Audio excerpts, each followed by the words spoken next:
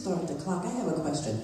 On the program, it says you may speak up to 3 minutes, no registration required. Did that change? That program was not produced by City Council. Our rules are you have to register for 3 minutes. If you do not register, you have 1 minute to speak. You have 1 minute to speak. Who produced this? I suppose EPEC did. Oh, okay. I apologize. I thought this came with you. Okay, well, I'll break mine down. Good evening. My name is Lucille Prater Holiday, and I am a resident of Homewood, and I'm also a candidate for City Council in District 9. I would like to say that I would like to see Bill 234 passed, but we do have a public safety crisis in our neighborhoods, and without leadership that leads to appropriate and effective relations between our police force and the community, we are going to continue spinning our wheels and going nowhere. This is a time for leadership. We need someone who will make it their one full-time job to work with community members, to work with their fellow members of council, and to work with the state to come up with real, permanent, and effective solutions. We deserve to have high expectations about what we as a community can accomplish when we bring more voices into the process and work together. I'd like to thank council for the opportunity to speak here, and I'd like to thank everyone here for taking the time to be here to speak and to take an active role in making our neighborhoods safer and better places to live. And yes, there are too many Jordan Miles in District 9. Thank you. Now we have, is there any other person? Seeing no other speakers tonight, we want to have members of council give their remarks, and then I'll give some concluding remarks, starting with Councilman Lavelle. Thank you. In the interest of time, because I actually have one more meeting I need to try to stop past in my district, I'll be very brief and state that I support the legislation as written. I do want to publicly thank Reverend Burgess for his year long of work, and along with the other organizations that have been assistants in drafting this. It's a good piece of legislation. I do support it in its entirety. There may be one or two things minorly that need tweaked, and I'll certainly be willing to assist with that. But at the very beginning, Reverend Bolden asked a very important question, and she asked, tell us what we can do and what can be done, and let us know if you're needed of assistance. Most of you here this evening are probably constituents of Reverend Burgess. And thus, he's heard your concerns, he understands your issues. I also am here this evening to understand your issues, as well as Councilwoman Smith, but there are those of our colleagues that are unfortunately not here this evening.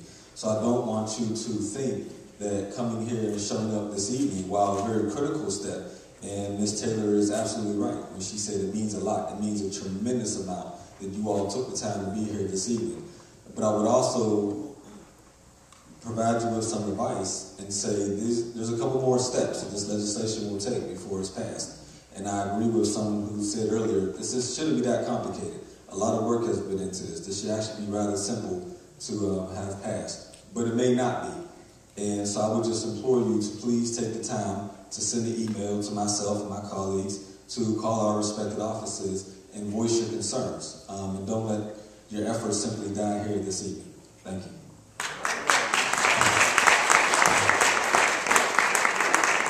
Thank you, Councilman Lavelle. I'll mostly make comments about some of the things I've heard here tonight.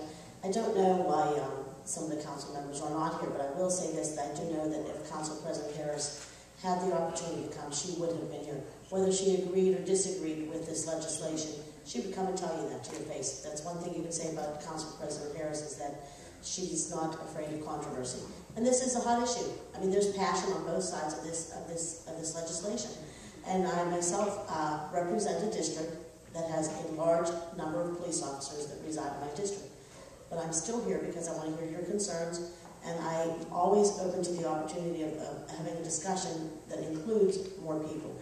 And that's something that that Reverend Burgess and I have talked about, is inviting people to a larger meeting.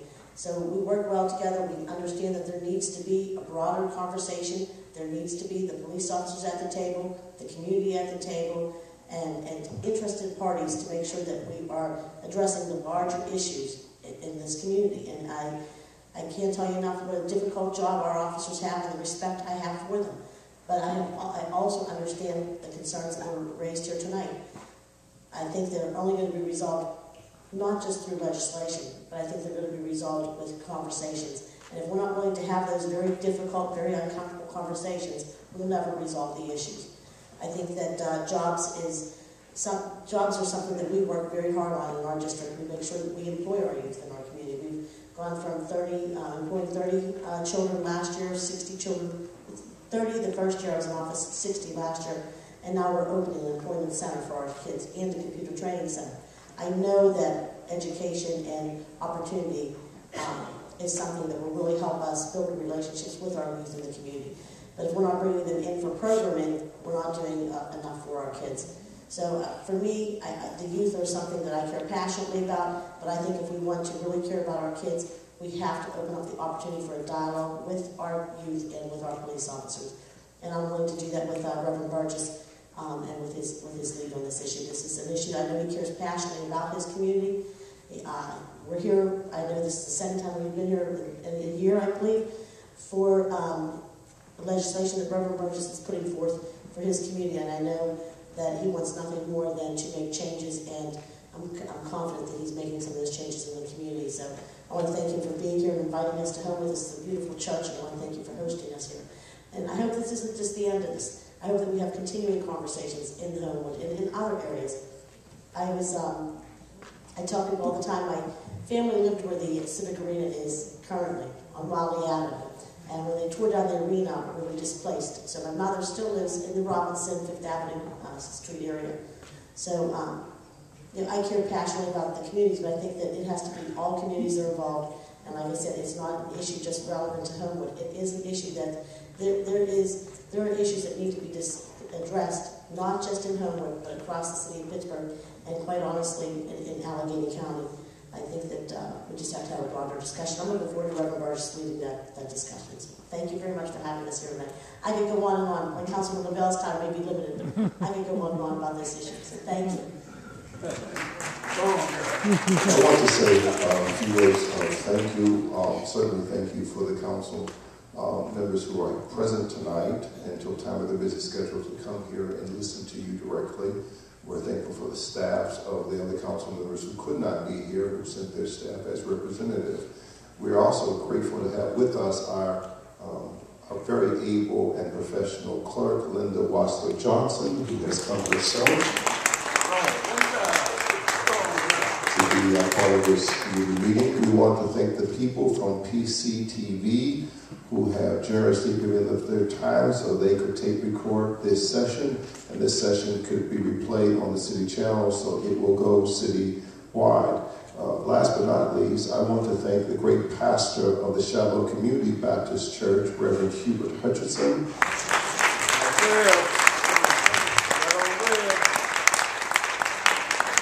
He has opened his doors and allowed us to use his audio equipment and place cameras at his feed and all this at his own expense. He is a great preacher, a great prophet, and a great community leader, and we're just grateful for his leadership and to be here. Last but not least, we're grateful for each and every one of you who will come out tonight. Some of you probably know, and though she does not like necessarily the limelight, that Jorda's mother is here tonight and has been at all of the public meetings that we've talked about this legislation. We are still, as a community, in prayer for her son. Yes. We are still in prayer for her son. Because he's not just her son, he is all of our sons. All of our sons. We are praying for him.